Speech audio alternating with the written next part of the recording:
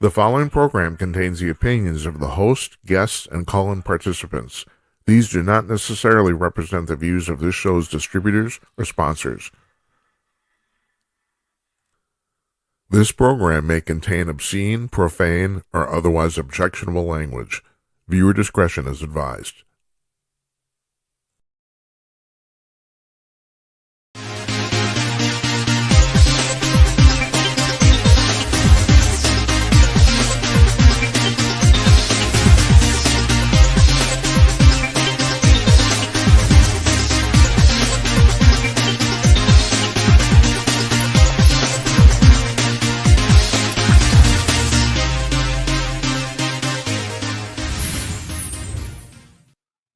Oh my God, how does that happen?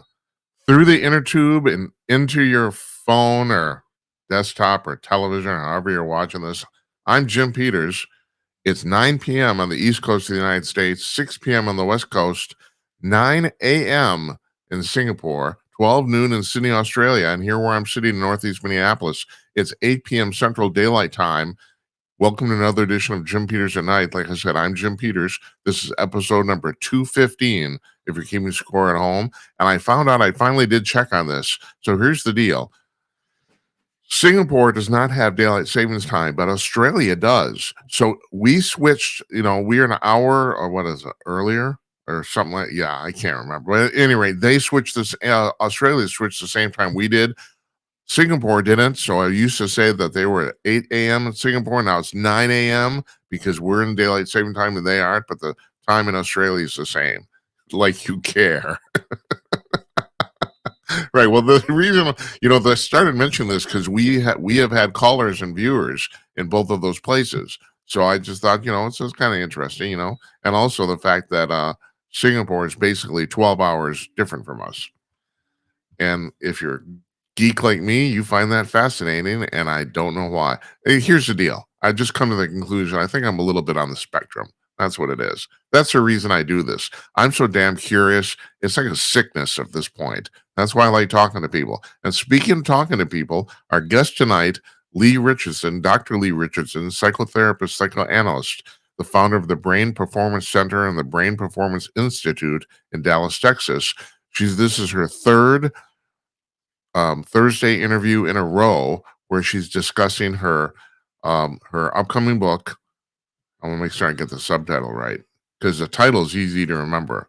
It's Crisis Brains, Unlocking Brain Capital for Smarter Decisions. So we're going to be talking to her. And also now the first two interviews we did were pre-recorded.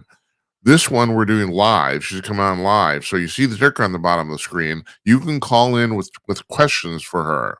The number is 325, call Jim. That's 325-225-5546. We have the phone lines open the entire time we're talking to her. And I just talked to her just before we went on here. We're going to take your call regardless of where we are in the conversation. You call in and we'll put you on. If you have questions for her, I hope not questions for me because, I need a psychotherapist and we all know that. But Leigh is not going to do that for me because she's busy. Okay. I'm just so damn good at amusing myself. So yeah, Leigh Richardson's coming on in just a moment. We got a commercial we're going to play here. And then, we're going to talk to her. Stay tuned, please.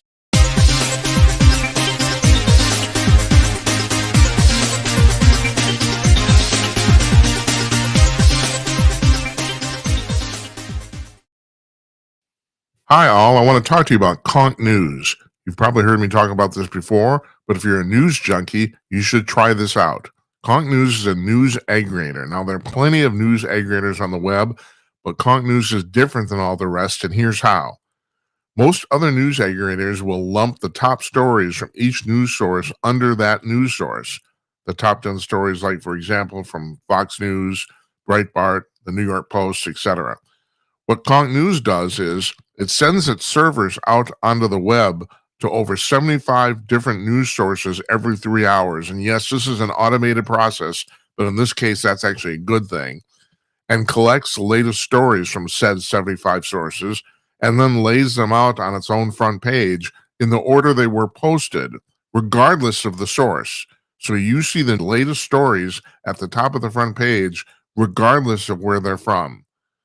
And this is all free to you. You don't need to log in. You don't need to subscribe, register, nothing. It's completely free. All you have to do is go to conk.com to check it out. That's conk.com, CONK.com, conk.com, Conk News.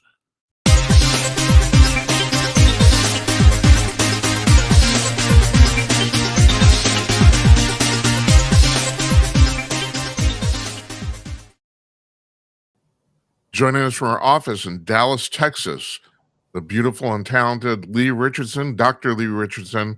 She's the founder of the Brain Performance Institute and the Brain Performance Center in Dallas, Texas, and she knows about your brain, and that's why she's here to talk to us about tonight. Hi, Leigh. How are you? Hi, Jim. It's great to be back with you. Yeah, fantastic. Now, this is our third of 3 interviews on Thursday. I want to point out again, the phone lines are open.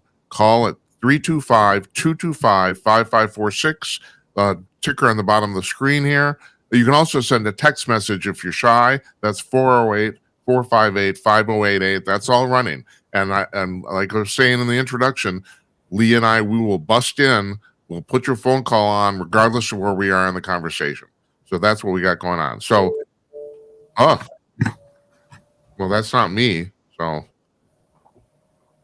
I don't know what's going on there. Too much technology, Leigh, and I know you addressed that too, but I want to get back to basically the title of this third interview. And I never asked you, Leigh, are these titles or chapters in your book? They correspond with chapters. Yeah. I mean, that book is in the formative stage, but it's Right. all relative. Right. I understand that. So, yeah, okay. And so we're titling this Future-Proofing the Leader's Brain. And I want to point out, before we go on here, that when we're talking about leaders here, you don't necessarily have to run a organization or a company. You're the leader of your own life. So we're all leaders. So this applies to everybody, right? Absolutely. The biggest leader I've ever known in my life was a mother. So Yeah. Oh, yeah. Well Yeah. put. Well put. My mother's 100 years old, still active, still running around. Yeah, and she's leading, whether I want her to or not. Okay, so I went through the talking points you sent me, and I got a bunch of questions about. You want to talk about neuroplasticity? What is that? So neuroplasticity is what gives the brain the ability to change. And when the brain gets stuck and we lose our mental flexibility and, oh, it's my way or the highway, we're lacking neuroplasticity. And the good news is that you can teach your brain to become more neuroplastic, to rewire itself in response to experience and intentional practice. Learn something new. It can be, the hardest thing that I can think of to learn would be a new language, but some people are very adept at language. So for them, perhaps, they will learn to read a different type of book. For me, when I want to create neuroplasticity, I don't use my phone for instructions. I pull out a map and I try to figure out how I'm going to get from point A to point B by looking at a map. And your kids say, "What's that?" Now, my kids say, "Why would you want to do that?" Yeah, okay. Now, you also talked about brain resilience and cognitive resilience. Are those the same thing or different? Or how does that apply to neuroplasticity? Is it a synonym or is it something different? Well, resilience is your brain's ability. Jim, as long as everything's going my way, I am rocking. Then I hit that bump in the road, and all of a sudden, I don't like that, and I don't like that, and I don't want to talk to you, and I'm just going to isolate. So resilience has to deal with, on a cognitive level, being able to think through it and ask yourself, was that really that big a deal, or am I overreacting? And on an emotional level, using some logical thinking to get you through the process instead of just that emotional reaction. Well, that really me off, and I don't like that. And then when we find ourselves down and feeling weak, we tend to isolate. We tend to pull back, and maybe we isolate from our friends, our family, from our job. But lack of resilience really is crippling to our brain. And the one thing that we have constant, Jim, in today's world, it's change. And the one thing that we're all going to do, at least, I hope it's not once a week, but at least once every couple of weeks, we're going to hit a bump in the road. This reminded me of, I had a guy on here, interviewed a guy named Steve Mera, who's a paranormal researcher from the United Kingdom. This is about 2-3 weeks ago. And Steve is a very, very busy man. And we had talked to him about that. It's like, how do you keep track of all this work? You're everywhere, and he said, well, and it basically came out that he's very, very agreeable. He's a very agreeable person. He doesn't really, it's just, it seems like we got a call here. I'm going to take it. Okay. Okay. To Jim and Leigh. Hey, caller. Hello. Who's this? Hello. Yeah. This is Bob from Texas. Bob. Hello. How you doing? Good, sir. Good, sir. So I'm just reaching out to both of you because I've been listening to the first two editions of this, but both of you started the opening of this series with, this isn't just about being a business executive. This is about just leading your life and a normal person. And Leigh Richardson corresponded like the greatest leader she ever knew was a housewife. So I'm just wondering, how does a normal Joe like myself or that woman take a lot of suggestions that you have and build on this brain capital that we're talking about? Leigh? I think that's a really good question. And I think that, brain capital starts with brain health. And so to build on brain capital, we have to create brain health. And that's very difficult to do. And that's based on some foundational things. And one is your diet, nutrition. If you've ever heard the saying, you are what you eat, that's a very true fact. And then the second foundation is sleep. And oftentimes we do not have a sleep foundation. And, when you're a mother, that you're constantly on call. If you've got 4 kids and you're on call, you sleep when you can. But building some habits around your sleep can help give you what you need as far as being a leader. And I think the other is, it comes down to, how do you take care of yourself? And self-care, if you have 4 kids, you don't have a lot of time for self-care. If you run an organization of 10,000 people, you don't have a lot of time for self-care.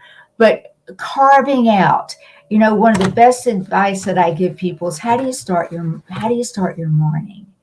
Take 10 minutes each morning and practice. Maybe you go to mindfulness, maybe you go to gratitude, maybe you just go to peace and quiet, maybe you go to prayer, but take 10 minutes for yourself to start your day in a state of control. Hey, Bob, I don't know if you heard our very beginning here, but you started talking about this too, about the fact that this doesn't, when Leigh and I, well, when Leigh, not me, what the hell am I talking about? When Leigh's talking about leaders, we already established the fact that she's talking about everybody. Because, yeah, you're the leader of your own life too. So I don't know if you got that or,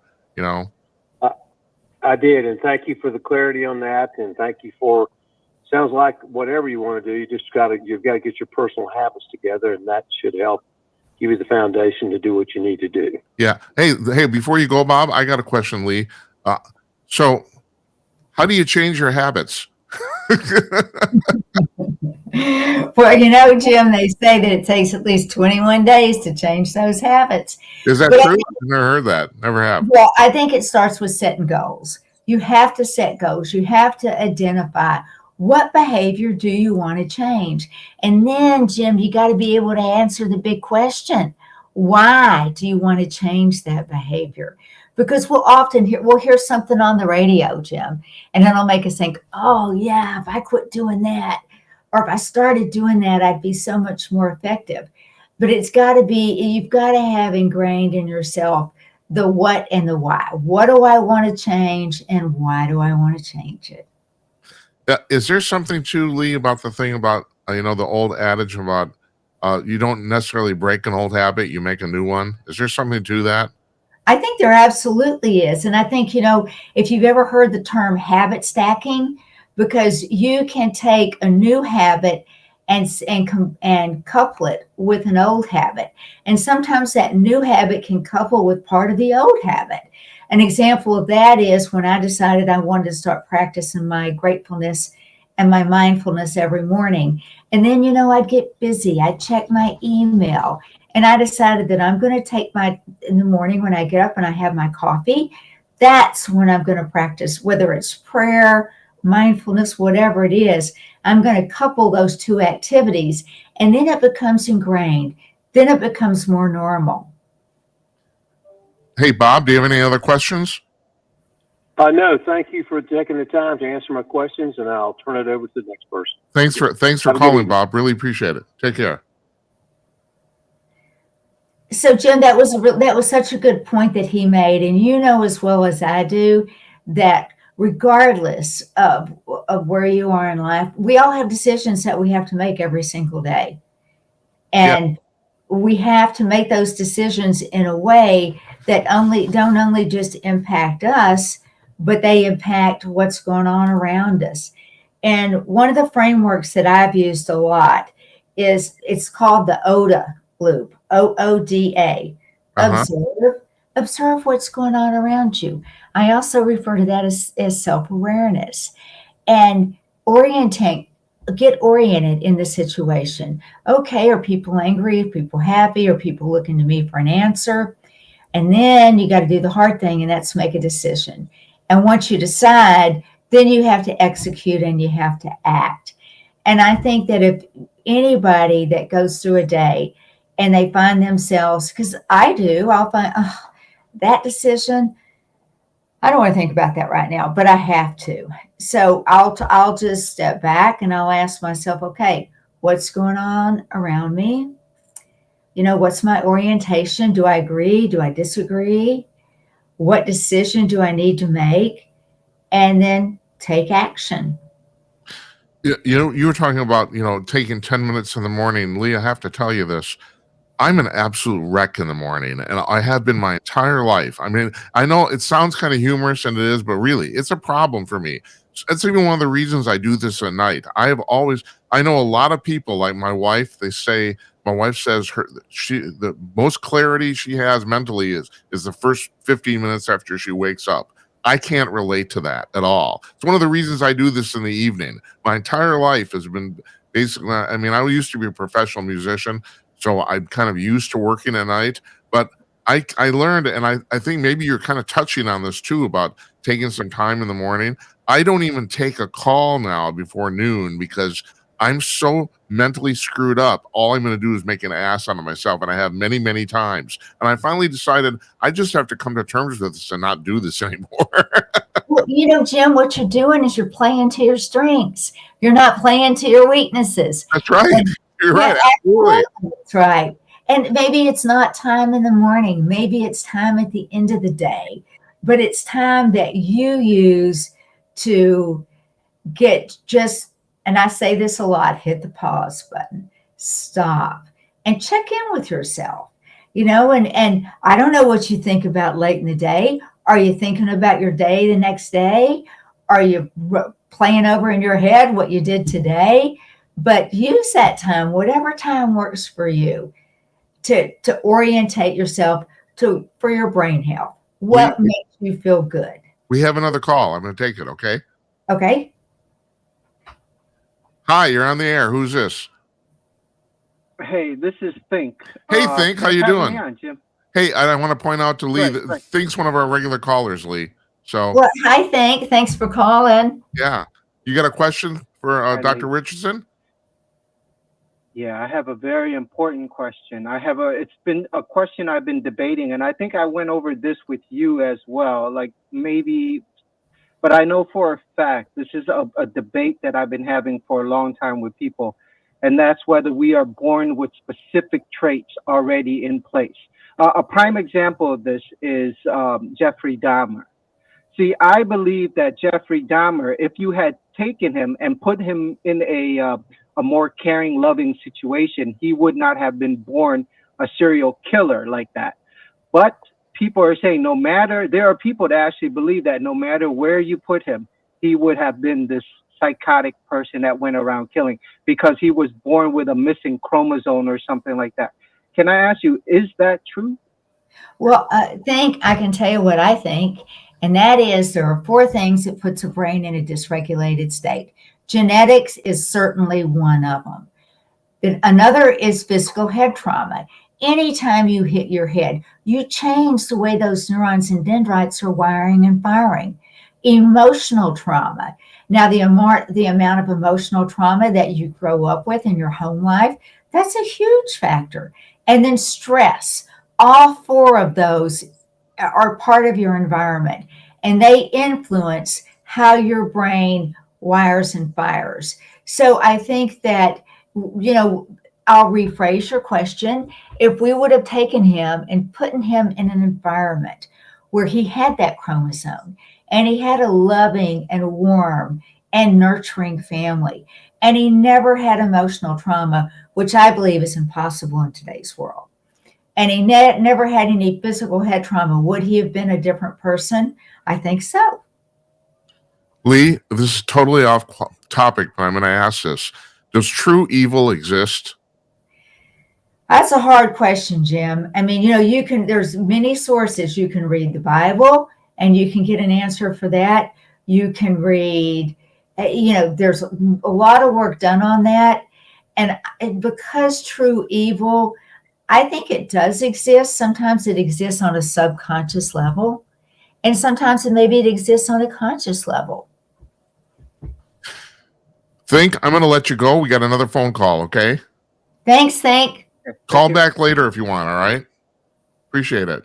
Thank you. We got all sorts of calls here. We got 2 of them. Here we go. Hi, who's this? Abigail. Abigail, hi. Thanks for calling in. Appreciate it. You have a question for Dr. Richardson? I do, yeah. I was wondering, when you're making decisions, and all of us, of course, want to make good decisions, but what level of impact does uncertainty do to your brain health and making those good decisions? I think that's a really good question, particularly in today's day and age, because anytime we get uncertain, fear starts to roll into our decision-making process, and we start riding a roller coaster. That autonomic nervous system gets kicked out of balance, and we start going from fight, flight, freeze, fight, flight, freeze. And whenever we're riding that roller coaster, it's really difficult to make a good decision. And uncertainty, if there's one thing that I would say you can bet money on, that is, we are living in a world where change is constant. It's getting more complex every single day, and the pressure is getting more intense. So the uncertainty is going to be there. And that kind of links back to what we had talked about, Jim, in the beginning of the show. And that's building resilience. That resilience on a cognitive level, an emotional level, and a social level. And that's what gives the brain the ability to adapt quickly and to recover from that mental strain. And uncertainty does create mental strain. And Abigail, I'm going to ask a question on your behalf, a follow-up for you here too. Leigh, what's the difference between, if everyone's a leader, what's the difference between an experienced and an inexperienced leader? Well, they're very, an experienced leader, they have more ingrained habits and they have more knowledge base. They've got a bigger experience base, but there's good and there's bad in that, Jim. With an emerging leader, they may be more adaptable. They may be willing to try different solutions. They may be more agile, quicker to react because they don't have that built-in baggage. But at the same time, they haven't had the time to build up their coping mechanisms. So regardless of where you are in your leadership role, be intentional. Stop and think through the decisions that you need to make instead of just reacting to them. And that's kind of, in some ways that just applies to youth, doesn't it too? I mean, youth doesn't have a lot of experience doing a lot of stuff. And what am I talking about? I think what you're saying is age does play into it. And certainly, I can assure you I made much better decisions at 30 than I did at 20. Oh, we don't even want to go there, Leigh. No, we don't. That's for We sure. don't. No. Abigail, are you under 21? I wish I were. Yeah. No. No, so you can relate too. Right. Anything? I can relate, yes. You got any other questions for Dr. Richardson, Abigail? No. Thank you for answering, and thank you both for your time. I appreciate it. Oh, thanks for calling. We really appreciate it. You take care, all right? All right. Bye-bye. Thanks so much. Bye-bye. Oh, people are calling to talk to you, Dr. Richardson. Look at that. It's pretty cool. That's because you're such a great host, Jim. Oh, man. You're just buttering me up. Okay, I got more questions. All right. Okay. I mean, I hear this term passed around constantly, but I never really heard a definition for it. What's neurofeedback? So neurofeedback is, have you heard the term biofeedback? And biofeedback is when you're like using your breathing, you're feeding back to your body. When you slow your breath rate down, you slow your heart rate down. And with neurofeedback, what you're doing is you are picking up the electrical activity that's going on all through the head, and you're measuring that, and you're setting thresholds. And when you can change the way the brain's wiring and firing to hit those thresholds, the brain will know it because you get the feedback loop. The brain is watching something on a monitor, and the picture stays bright. And the brain, ooh, that's what I need to be doing.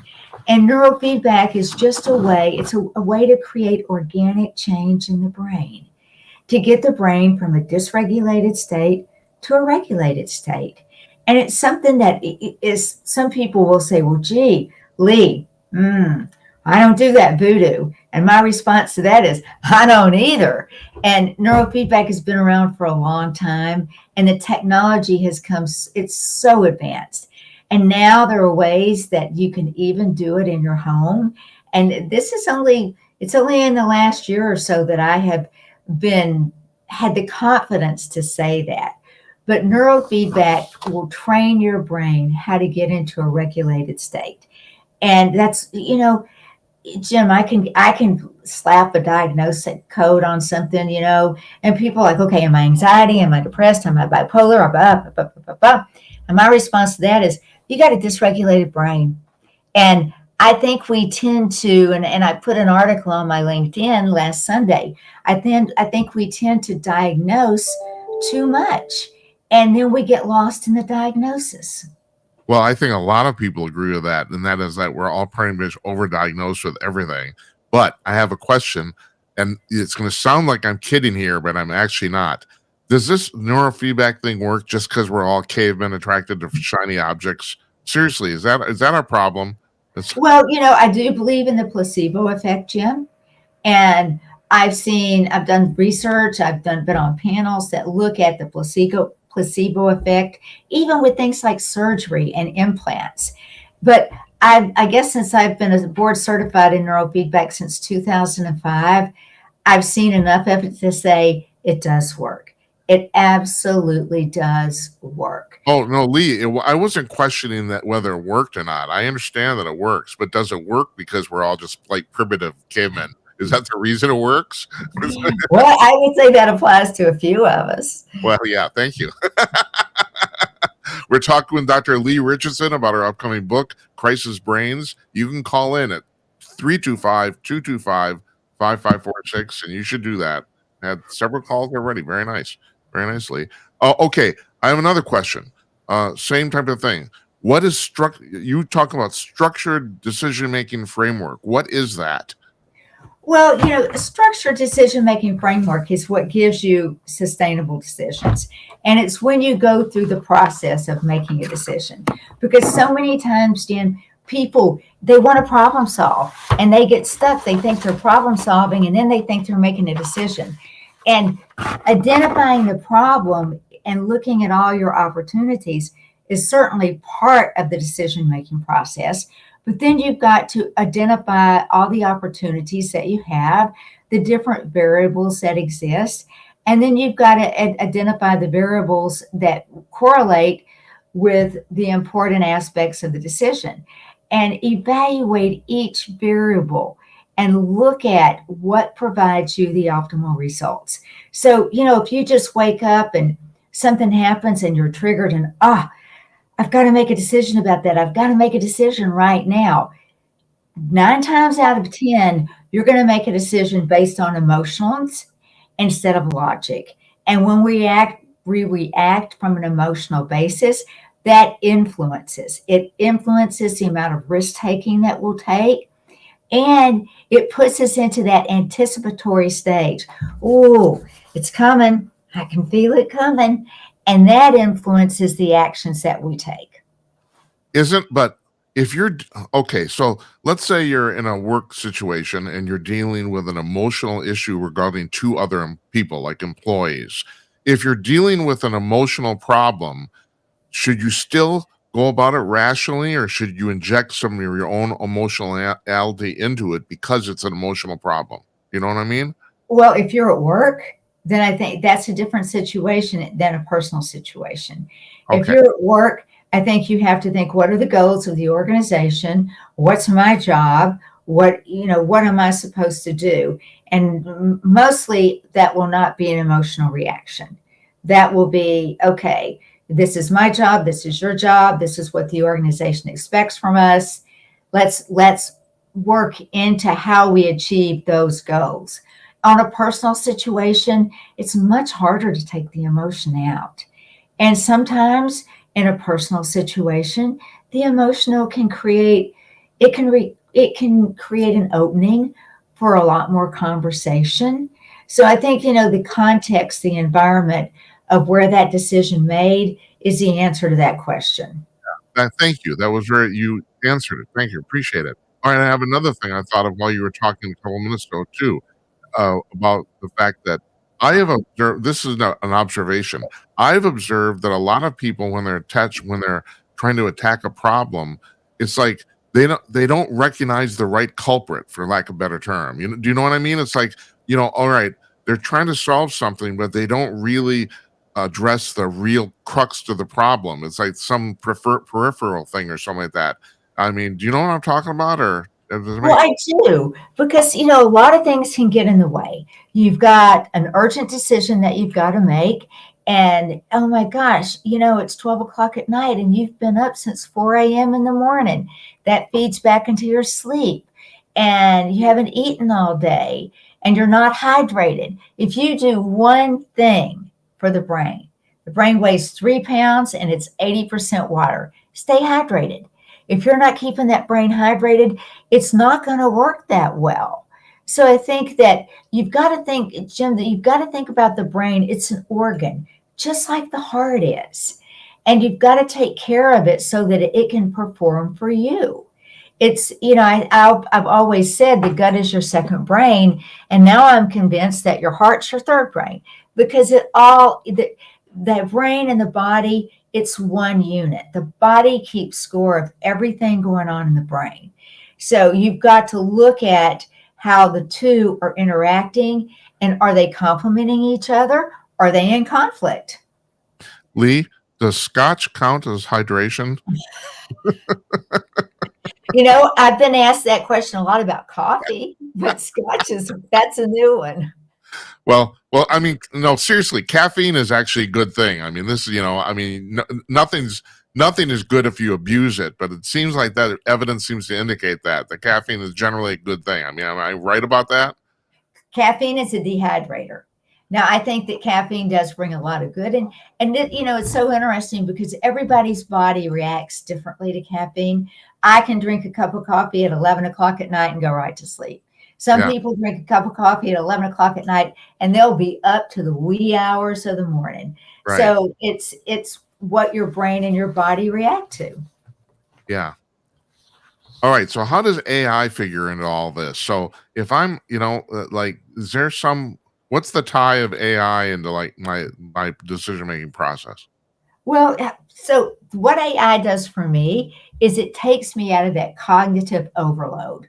When I've got so much on my mind and I'm trying to sort through it, I can go into AI And if you communicate with AI just like you do a person, ask specific questions, it'll give you answers. And that'll kind of help me to stop overthinking everything. And because when I start to overthink, I go over into cognitive overload. When I get to cognitive overload, I go into brain fatigue. So AI has got, it can simplify. And I use AI for brainstorming and to get creative. I mean, you can ask some crazy questions and get some crazy answers. But from that, I can go down a whole different path that perhaps I never would have thought of going. So I think AI is a tool, and it definitely can enhance our productivity, and it definitely can broaden the way that we think.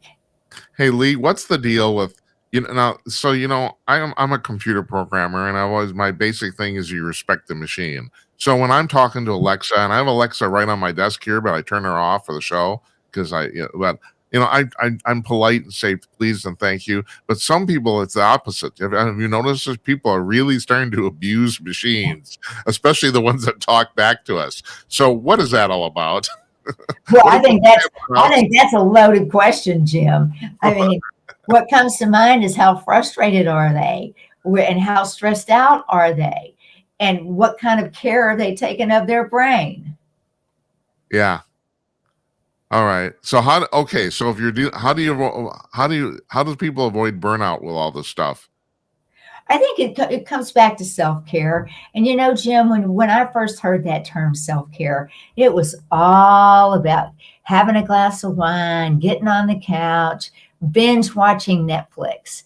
And we've learned that's not self-care. Yeah. Self-care is taking the time for yourself and checking in with yourself. Hold on a second. I gotta stop you. So what's the difference between a glass of wine on the couch and actually taking care of yourself? What is the difference there? Well, if you have a glass of wine, sometimes that can give you brain fog. Sometimes that can, right. I mean, it can. And sometimes if you're on the couch all the time and you're not exercising, the brain needs to move. The brain needs movement. And actually, there was a chapter in my book, Turn the Brain On to Get Your Game On, that talked about this TV turned you into your brain into a couch potato. Uh-huh. Because there's a time to lay on that sofa and rest and relax.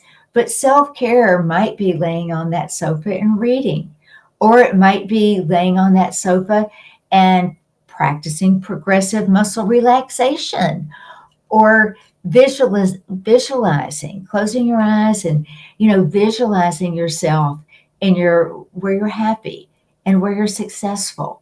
And Jim, I do that, and I even have conversations with myself when I'm in that visualization.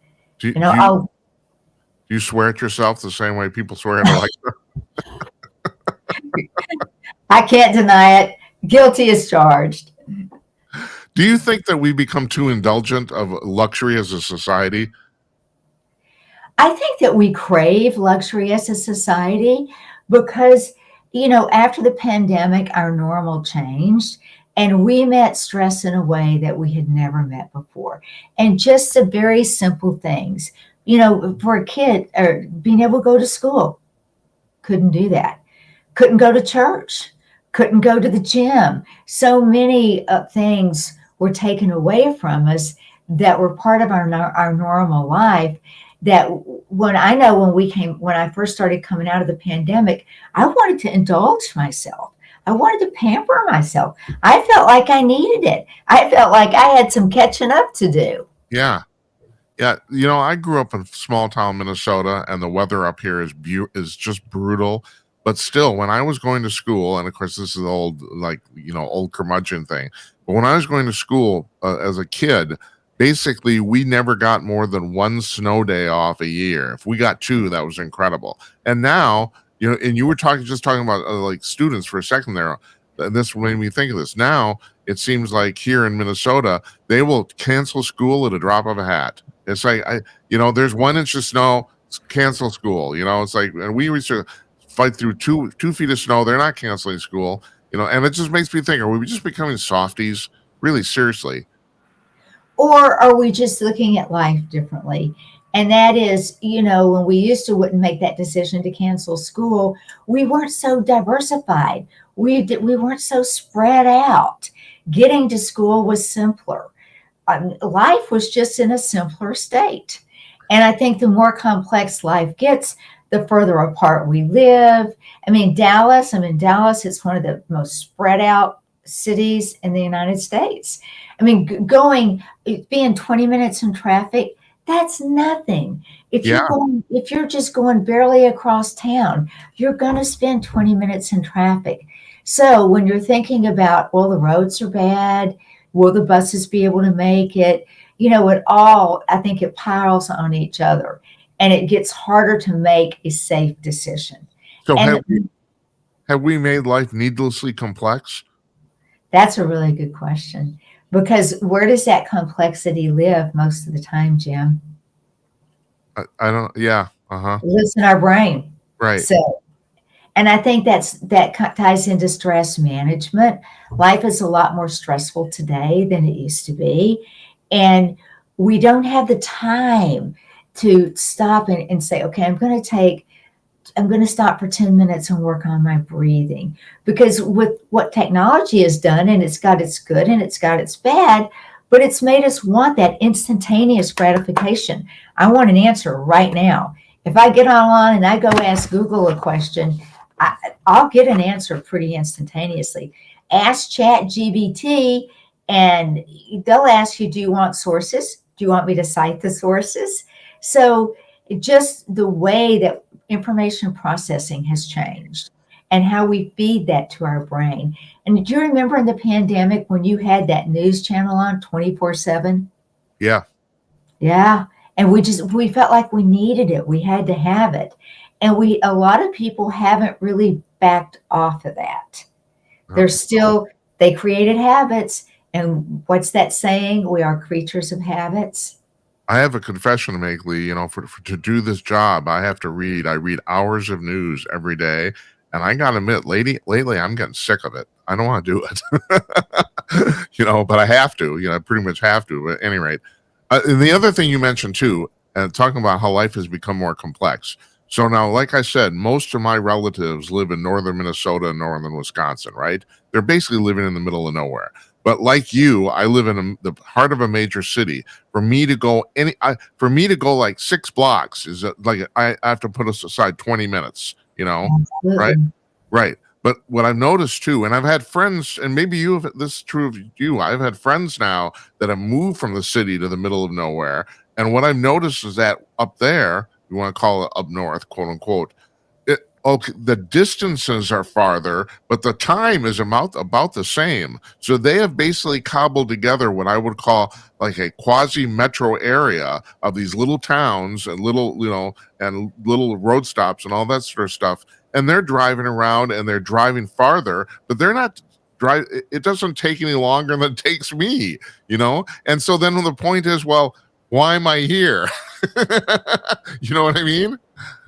I do know what you mean. Living in Dallas, I do know what you mean. And the other thing, when your drive is peaceful and it's not stressful, maybe you'll listen to an audiobook, And when you're driving in a city and you got to be watching, you got to be checking your rear view mirror, you got to be checking your side mirrors.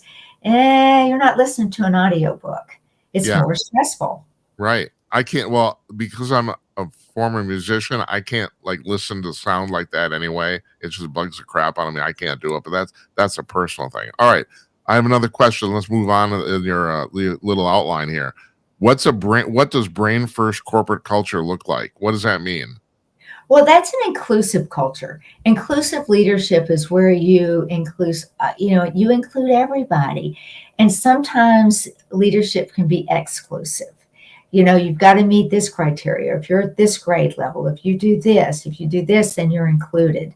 But for a brain health culture, everybody's included. And being able to talk, just as simple, have conversations like, I sense that you're pretty stressed out today. Are you okay? That creates psychological safety. And that gives somebody the freedom to say, well, really didn't sleep last night. The baby was up. or whatever the reason is, but opening that door. Jim, it's okay to not be okay. And we're all going to experience some time that we're not okay. It's not okay if you don't do anything about it. And a corporation can create an environment and offer resources that people can take the time that they need, whether that's through an employee assistance program, having resources to have someone to call and talk to, or just having an open door policy with their manager, being able to go in and say, I really don't think I did a very good job on my project, but I know why I didn't.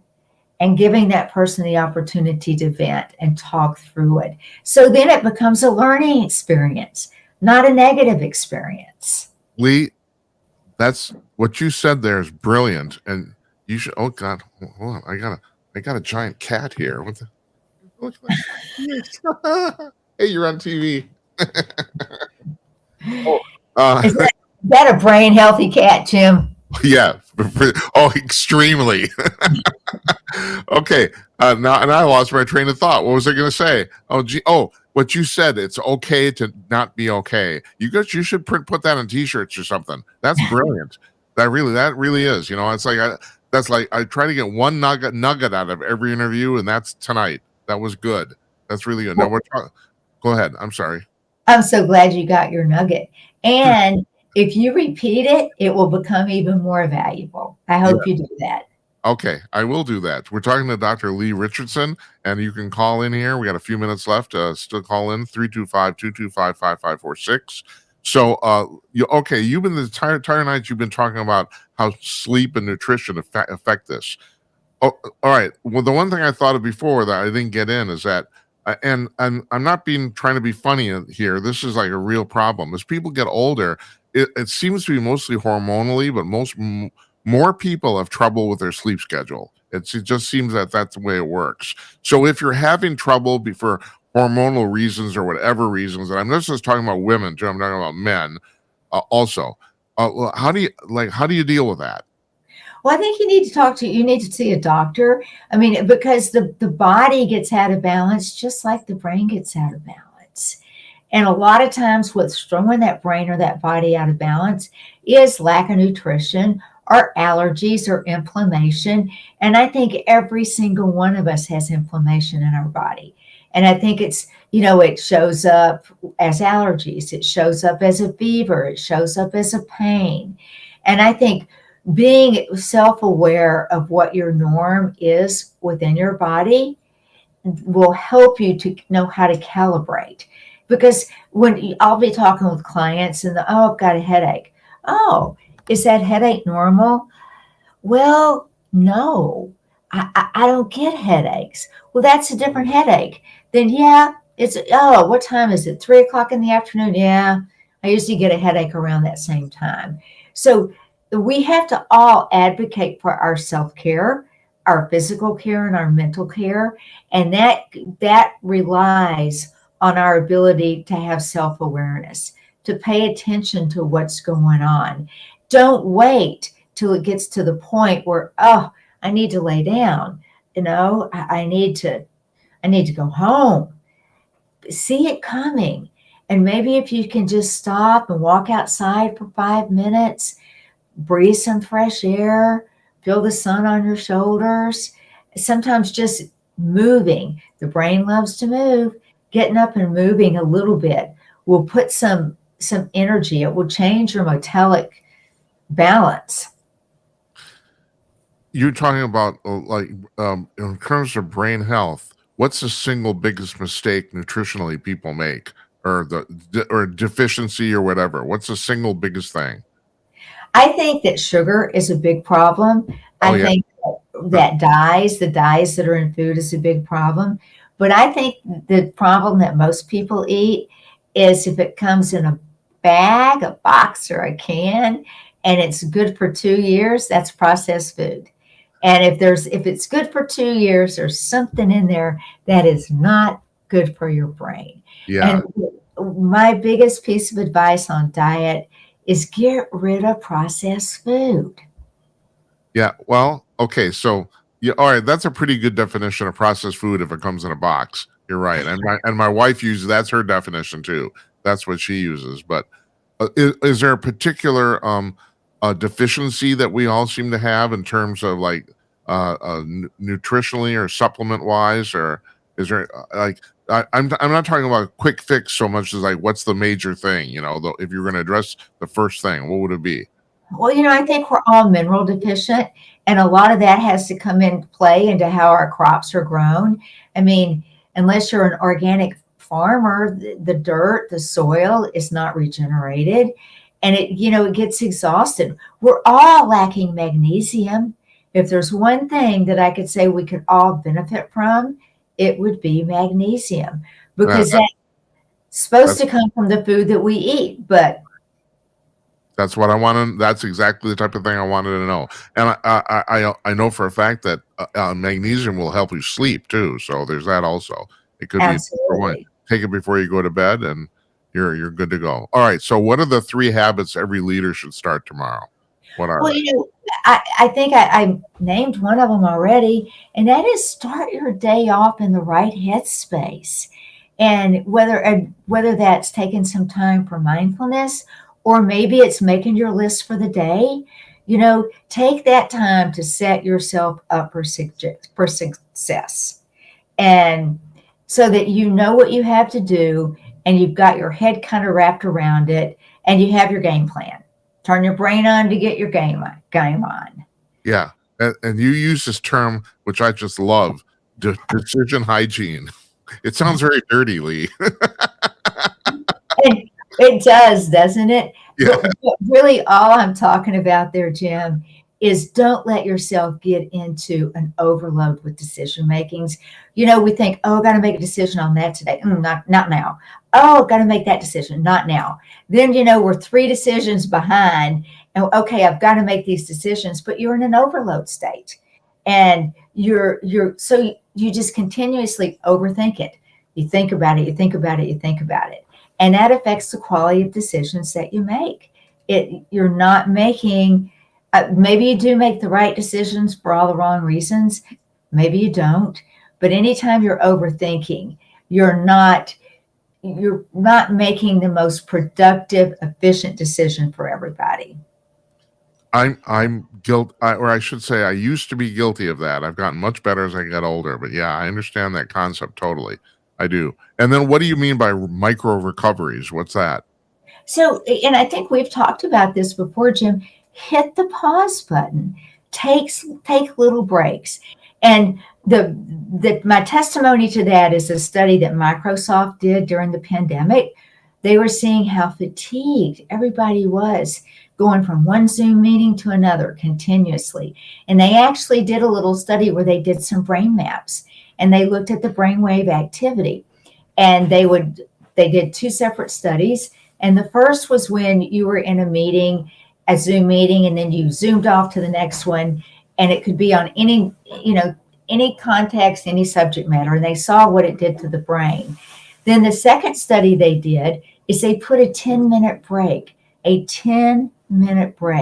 between Zoom meetings, and they saw how the quality of the brain increased because the brain stayed in more of a rested and calm state. So take little recoveries. Take 5 minutes, take 10 minutes just to stop and give yourself a chance to hit that calm button instead of running. And some of us, we get so used to, we run so fast and furious, and we think we have to, that it's hard. It's hard to say, slow down, stop, look out the window. I used to be a classical musician, and it's very standard in the orchestra business for many, many years, probably a couple hundred years. Orchestra rehearsals work like this. We play for 90 minutes, then we take a half-hour break, and then we play for another hour, and that's your rehearsal. And that probably goes back maybe 150 years, because after 90 minutes of concentration, people are shot. So they need they need the 30 minutes to recover so we can get back to doing some more. It's pretty simple, but yeah, that's the way it works. I mean, that is in being protective of your brain. And just like, physical exertion, you can't exercise. The people that try to go to the gym and exercise 3 or 4 hours a day, and you look at the comparison, that Olympic athletes, they know how to train, Yeah. and they have recovery factored into their training. It's funny you should mention that. I had this last weekend, I was at a little party. And I was talking to a professional athlete, a professional hockey player, and we were talking about what people should do to work out. And he said, "Don't even bother, just walk." That's what he said. He said, "Just walk. Nobody walks." He said, all you have to do." It's like, yeah, I need to train because I'm getting paid to do it. But he said, "Yeah, you want to be healthy, just walk." And my 100-year-old mother, people ask her constantly, "What's your secret?" And that's what she says. I keep walking. I walk. So always listen to your mother, Jim. Oh yeah, absolutely. I know, especially at this point of all things. So Leigh, how can people contact you if they want to talk to you, more information or that sort of thing? Absolutely. They can reach out to me on LinkedIn. It's Dr. Leigh Richardson. They can reach out on the website, the Brain Performance Center or the Brain Performance Institute, or call and just ask for a consultation, 214-329-9017. We'll put this information on our show blog too, so people, if they at jimandknight.com. And I do want to point out, it's the brainperformancecenter.com, but if I'm right, it's the brainperformanceinstitute.co, right? You are correct. Right. Absolutely. I made that mistake and I learned. So I'm a learner. That's what I can do. Leigh, this has been fantastic. I want to point out the name of your book coming out. It's Crisis Brains, Unlocking Brain Capital for Smarter Decisions. And we'll have you back again when it's actually released, just for giggles, nothing else. Thank you so much, Jim, for having me. Thank you. This has been fantastic. It's been fantastic. 3 Thursdays in a row. I really appreciate it, Leigh. And we've learned a lot. So, and our thanks to the callers too. They're very nice of them. People call in. So anyway, I'm going to let you go. It's like, I think we got the job done. I hope we did. I think we did too. Have a good night, Jim. You take care. I know you're going to be up for a little while. I am. I'm going to be up for a little while. That's right. That's what I do, Leigh. That's the thing. You take care. All right. I'll see you soon. Okay. Good night. Bye-bye.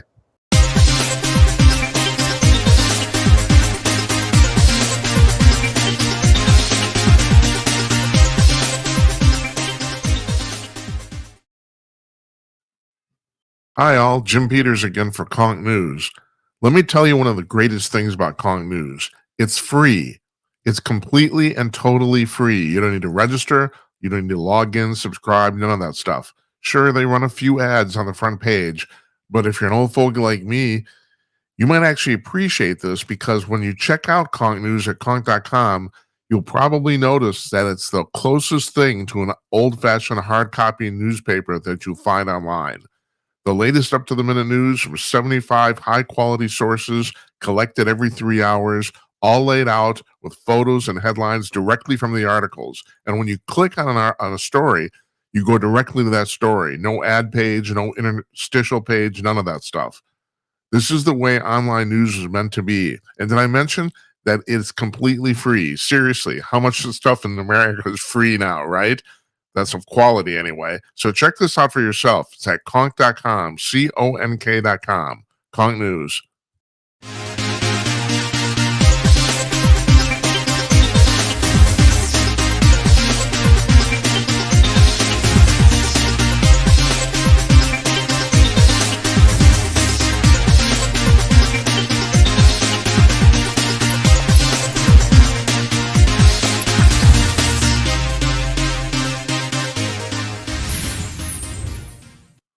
Our thanks to Leigh Richardson, Dr. Leigh Richardson of the Brain Performance Center and the Brain Performance Institute in Dallas, Texas. We did this 3 Thursdays in a row, and I want to thank all of you for calling, too. What do we have? 3 or 4 calls here, I think?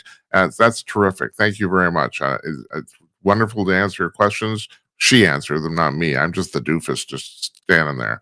But still, I'm glad you called in. Now, those of you who did call in, if you're still watching, we take calls on the show most nights. So usually it's just open phones. But yeah, so you got a question sometimes we take questions for our guests if they're doing it live.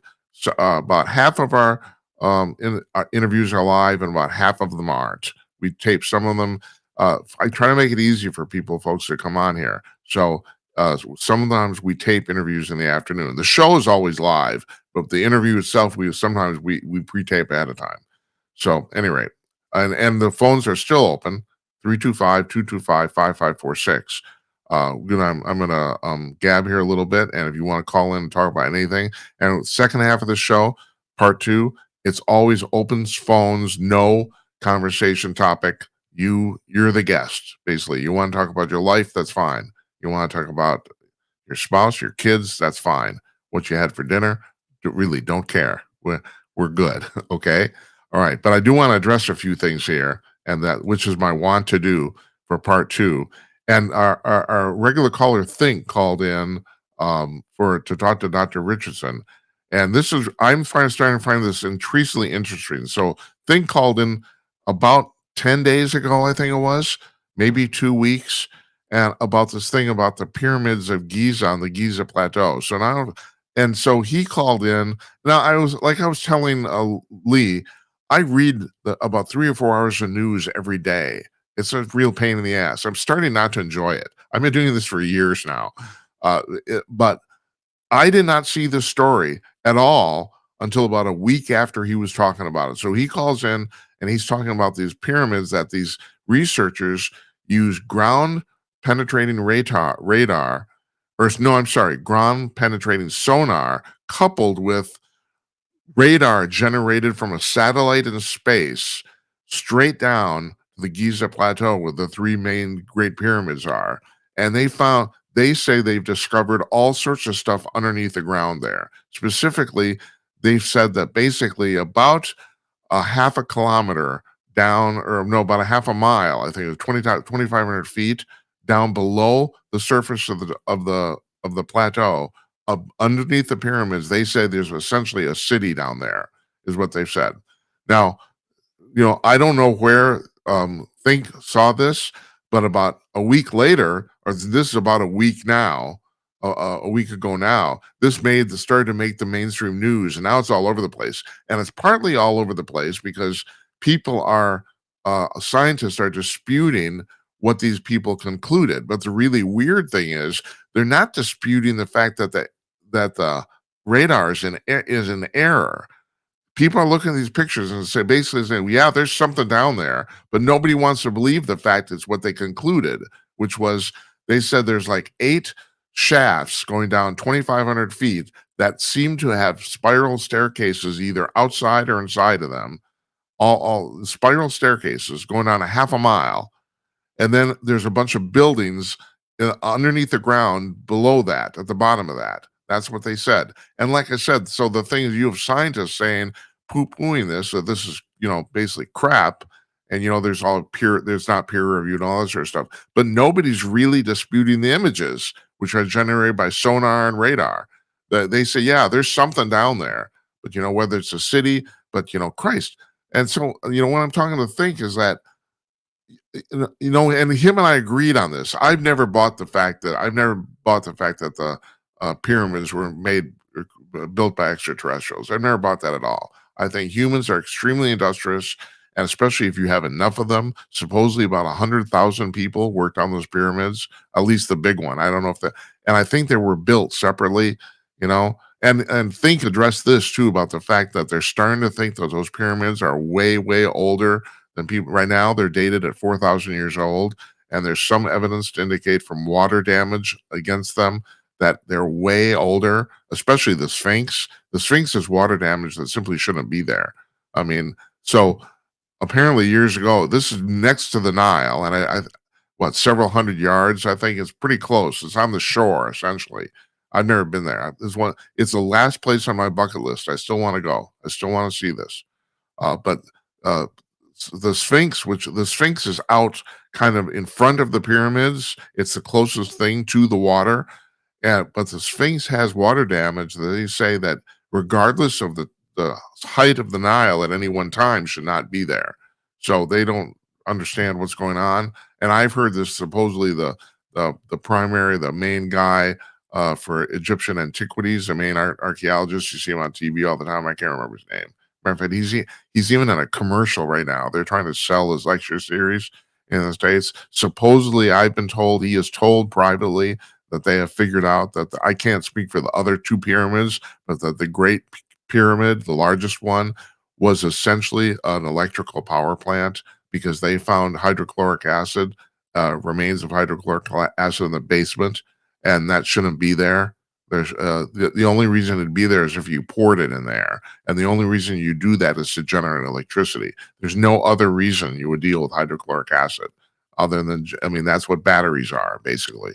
So the whole thing's kind of messed up. Anyway, I just find this fascinating about. I find it's kind of the same thing with the alien situation too. There's stuff, facts come up that people just don't want to address because they seem too weird. Like I said, no one actually disputes these pictures they've gotten from sonar. They say, yeah, there's something down there, but these guys say, well, this is a city. Well, okay, if it's not a city, what is it? What's down there? And not only that, 2,500 feet under the ground. I mean, I understand that. And I was thinking about this. I thought, well, we don't have the ability to do that. Well, yes, we do. Actually, we do. I mean, the military has built, there's underground bases. Most of them are secret all over the place, and they even use, I guess, Elon Musk's boring machine from the Boring Company, which is he loves those play on words, but it's a giant thing. They just blow. Apparently, you can blow through rock now pretty quickly. They can build these giant tunnels and stuff. It's not hard anymore. But that's actually the point. So like if you go to like Area 51, supposedly most of that base is underground under the surface. But it's probably only like 40 or 50 feet under the surface. I mean, yeah, it's underground, but not very far. We have the ability to go 2,500 feet under the ground, but it's a huge, huge undertaking with modern 21st century equipment. Did the Egyptians have the ability to do that? I don't know. And so I'm thinking, I said, yeah, no, I don't think the extraterrestrials built these pyramids, but who 4,000 or 20,000 years ago had the ability to dig 2,500 feet under the ground? Who did? That's weird. Now you're talking about really, really weird shit. You really are. So at any rate, yeah, that story is now all over the place. I don't know if you've seen it, but it's gotten worldwide attention. So I don't know what's going to happen with that. It'll be interesting to see how this all plays out. I don't think they're going to get the ability to dig underneath the pyramid. Hell, these guys want to dig in a grave or there's supposedly a gray alien buried in a cemetery in Aurora, Colorado. Aurora, Texas. I'm sorry, Aurora, Texas. Tiny little town, tiny little cemetery. There's supposedly the story is, and I think in 1893, a flying saucer crashed there, and they found a dead body inside of it that wasn't human, and they buried him in the cemetery. Now, the last thing I heard about this, but the reason I bring this up is that people have been bugging them about exhuming this body for ages, and they refuse to do it. And once again, I think it's because the government's paying them. We'll pay you. The federal government will pay you as long as you don't let anybody do it. Now, the last I heard, they have taken ground penetrating radar to that cemetery plot, and there's a casket down there that's significantly smaller. It's a child-sized casket, supposedly, and that's supposedly what they buried this little alien in. He was little, probably not in his world, but in ours. And supposedly now people have gone back there with the ground penetrating radar that's gone. So, I just think that I think someone in the Pentagon takes care of this stuff. It's their job to take care of this crap. And no, you can't exhume the body, and we'll pay you not to exhume it, and blah blah blah. So, and why did I bring that up? Well, yeah, it's like who has the ability 20,000 years ago, or even 4,000 years ago, to dig 2,500 feet under the surface of the earth? Who? Like I said, we can't even dig 9 feet. It's like shit. So, any rate, so I want to address a couple other things too, and that is Nick Pope has been in the news lately. He's the UFO guy from Britain. He manned the UFO desk at the Department of Defense in Britain for like 8 years or something like that. That's a real thing. They had it for a while. I don't know if they still have it. I don't know if he still knows. I know that he has said he's still under a security oath. So there's stuff he can't talk about. But he is basically, as much as he can, has talked about the fact that the aliens are here, which I talk about all the time. But the interesting thing about him, and then I'm looking about a guy, I had to look this up today because I read about this guy before. His name's Wilbert Smith. And Wilbert Smith, I think, died in 2006. That I did not write down in my notes. I did, but he's a Canadian guy. And in the 50s, no, he died in 1962. That's right. I remember, because the thing is, he basically died at the height of this was going on. So the interesting thing about people say, well, Jim, how do you know the aliens are here? How do you know? Well, okay, so you have a whole bunch of people in America, American citizens and American, uh, uh, soldiers, military people who are bound by security oaths. They can't talk about it. But people from other countries who have deal with the American military, they're not bound by those oaths, and that's where Wilbert Smith and Nick Pope come in. They can't talk about this stuff in their own country, but they can talk about American stuff. And Wilbert Smith was apparently dealt into the fact he worked for the Department of Ministry of Defense of Canada in the 1950s, and he was dealt into the fact that we have these crashed extraterrestrial spacecraft, and he told people that. So and Nick Pope has pretty much kind of said the same thing.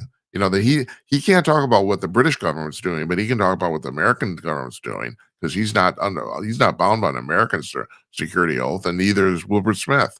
And so that's one of the ways I know that Smith said that he knew for a fact we had these crashed extraterrestrial spacecraft, that he had been memoed into the whole thing. The other interesting thing about Smith is he was a scientist by profession, and I just found this out today. He says that based on what he knew about how the ET spacecraft operated, that he developed an anti-gravity propulsion device. And then he also said that just before he passed away, and I don't know if it was sudden, he wasn't that old. I think he was in his late 50s when he died in 1962. Just before he did, he dismantled and destroyed the device he created, the test device, because he told his wife that the world wasn't ready for it. So that's kind of interesting.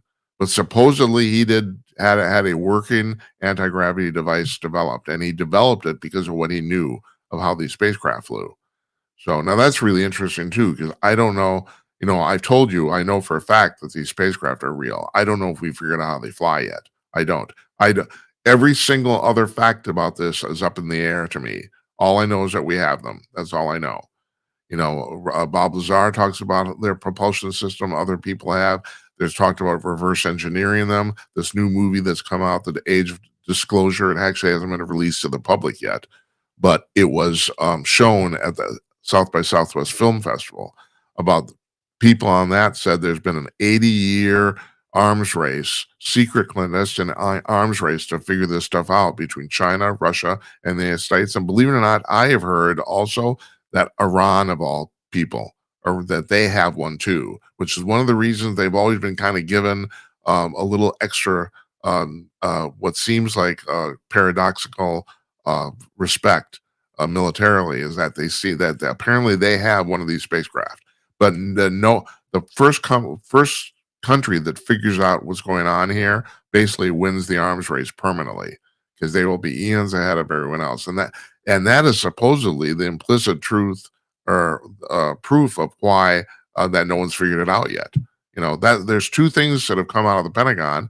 My late friend Jazz Shaw was connected there. He talked about this all the time. And that's people say, yeah, we know how they fly. And people say, no, we don't know how they fly.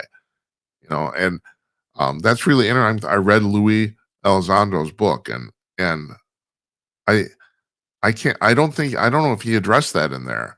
The one thing Leigh was talking about, and I was going to bring this up in the conversation, but it was just so offbeat, I thought I kind of let it go. About the fact learning new skills. And the thing about Luis Elizondo's book, which is not really a main thrust of it at all, but the thing I found the most weird and still have the hardest time wrapping my mind around about this thing about remote viewing.